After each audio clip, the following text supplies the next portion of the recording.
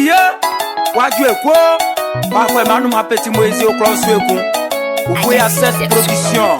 Et si elle va Pierre, moi tu souhaites en soin, IG Pat, le sous-directeur, le AC, Wadou.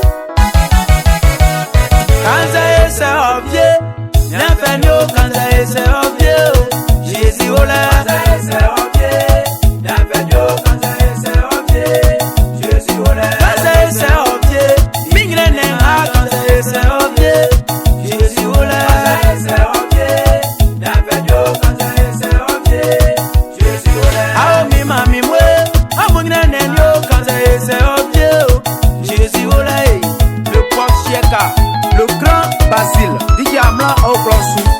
Papa défait, il y a maman Monae, Jésus Olé. Le grand Benjé, le PKKD de San Pedro. Amousé Kessa, comment la vient dit, Prince Larry, Kabé Mwabe Kronui, on est détenu. Si comme on est menti, l'intérêt tombe soignant. Maman a bien dit, l'intérêt pour vivre fort. Maman a ouvert, l'intérêt pour la groupe à fort. Maman a Jésus Olé. Quand c'est obvié, bienvenue, quand c'est obvié, Jésus Olé. Nana Bibi Jano, comment la bien dit, t'avais quand on dernier sans gagnant, Jésus Olé. Maman Rosine de Ouya Saint-Or, Didier Zender. Arrange Joël Dié. Soutien d'eke Ananga moïgoï Saviez-moi Bilema baba Ananga moïgoï Saviez-moi Bilema mami Vienne moi beso Le mou de soin Sous les mots benoît Quand c'est obvié La soupo Quand c'est obvié Jésus ou là c'est obvié Bienvenue quand c'est obvié comment la vieille on est dernier. Il est maman José, l'amour coco, quand c'est obvié, Sirlen, Jésus Ola, quand c'est obvié, bienvenue, quand c'est obvié, Jésus Ola, quand c'est obvié, ça m'a tient c'est l'histoire. En un moi il joint, saviez-moi, avec moi besou, notre soir bélouin, saviez-moi. Qu'un beso, avec mon boulot, le souffre moins ma déo. Que puis un moun assain, mi papa mon, oting la nekou. Mais si la papa en nié, mi moule montin, bien, Jésus Olao.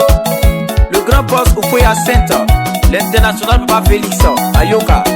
Papa Grégoire, une amalienne, papa Aboyi.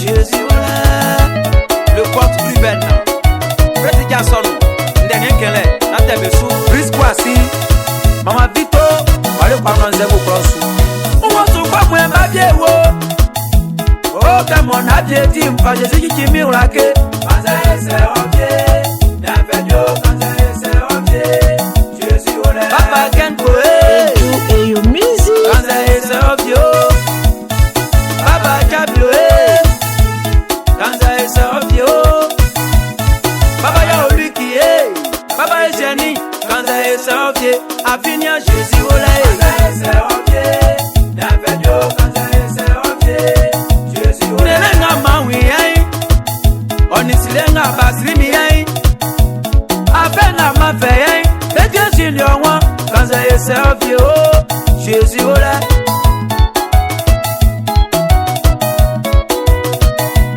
Papa nommé à Maman Afoué Solangi Nya Jésus Ola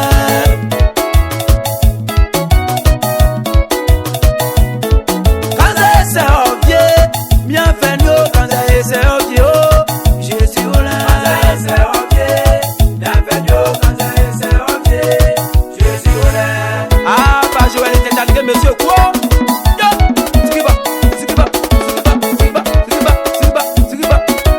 L'association Agassi, section Baoulé, serviteur